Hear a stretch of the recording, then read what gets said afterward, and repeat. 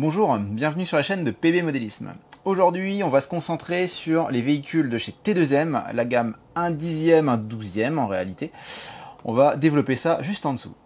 Tout d'abord, la marque T2M. La marque T2M, eh bien, c'est une marque française qui existe depuis maintenant pas mal d'années. Ouais, ils sont dans l'est de la France, à Folquemont plus précisément. Donc c'est une marque vraiment, qui tient à avoir des produits de super qualité. Ils travaillaient la marque Gropner à l'époque. C'était eux, Gropner France. Petite parenthèse fermée sur ce petit déboire avec la fabuleuse marque allemande. Donc cette gamme de véhicules, elle est fabriquée en Chine évidemment. Ça on va pas se cacher, c'est un peu le cas de tout le monde aujourd'hui, mais c'est aussi pour beaucoup d'éléments, le cahier des charges est vraiment français. Et ils exigent un degré d'exigence en termes de qualité qui n'est pas le même que celui de nos petits amis chinois. Et ils ont vraiment un produit qui est très très sympa en termes de qualité et avec pas mal de petites options que vous ne retrouverez pas forcément partout. Même si le concurrent le plus proche, je ne vais pas le citer aujourd'hui, c'est probablement des rares à pouvoir les concurrencer. On voit maintenant un petit peu l'échelle. Alors, c'est donné pour du 1 dixième, je suis absolument pas d'accord sur cette échelle. Ce n'est pas un véhicule 1 dixième. Un véhicule 1 dixième, ça ressemble à ça. Ça, c'est du 1 dixième, c'est un peu plus gros. Bon, les histoires de taille, on va pas la refaire. Mais là, pourquoi ça c'est du 1 douzième et pas du 1 dixième? C'est du 1 douzième parce que pour moi, c'est un moteur de 24 mm de diamètre. Un Mabuchi à 390, c'est ce qui est. Donc c'est un moteur un peu plus long, mais de 24 mm de diamètre et pas 26 mm comme vous avez vu sur le précédent châssis. Donc quelque chose qui est un peu plus petit, le moteur est un peu plus sollicité. Il crame pas, honnêtement, c'est surprenant.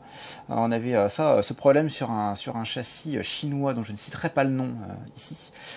Châssis qu'on ne fait plus trop, spécialement.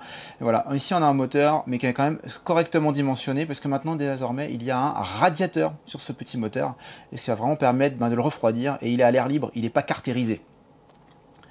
Autre élément, on a des batteries sur cette voiture, on est vraiment dans du modélisme, on n'est plus dans du jouet, on est vraiment sur un système de batterie, alors c'est un peu particulier, c'est des 18650, si vous avez repéré, c'est ce qu'on a dans les cigarettes électroniques, entre autres, fumer dessus, c'est pas bon pour la santé, les batteries non plus, il ne faut pas les fumer, il ne faut pas les faire fumer non plus. Donc des batteries qui sont rechargeables. On a d'origine du 1500 mAh de capacité, donc ce qui va donner l'autonomie à la capacité, ça ne donne pas la puissance, rien à voir, vraiment l'autonomie.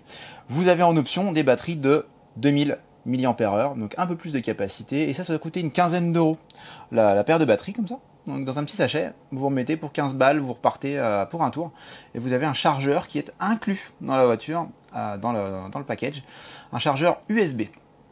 On va voir maintenant un peu plus la mécanique de la voiture. La voiture, elle est à 4 roues motrices, un différentiel avant et un différentiel arrière. C'est monté sur deux différentiels, c'est monté intégralement sur des roulements à billes, et vous avez la transmission qui se fait par un cardan central en aluminium.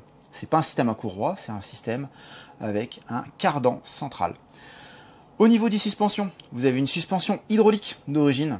Donc c'est un petit peu au-dessus, ça permet d'avoir un comportement du véhicule qui est beaucoup plus sympa. Vous pourrez même démonter les amortisseurs et changer l'huile si ça vous amuse. Pas forcément évident, honnêtement vous n'allez pas forcément voir des grosses différences. Si vous mettez des bonnes huiles, vous allez voir une petite différence quand même, je vous le dis. Voilà. Mais pour le débutant comme un des mortels, ou pour les enfants, pas besoin de vous embêter avec ça. Tournez comme c'est là d'origine. Donc c'est des amortisseurs hydrauliques. Vous avez aussi un système à double triangulation d'origine avec 4 bras indépendants, comme une vraie voiture de compète. C'est pas réglable, mais comme une grande. Au niveau de l'électronique, vous avez un variateur de vitesse électronique qui va vous permettre d'avoir de la marche avant et de la marche arrière. Avant d'accéder à la marche arrière, vous allez avoir du frein. Donc c'est en deux temps. Vous allez avoir du frein puis de la marche arrière. Vous allez passer entre guillemets au point mort. Mais ça va vous permettre aussi d'avoir une fonction bien particulière qui est donc la limitation de la puissance de la voiture. Pour les enfants, c'est vraiment génial comme fonction.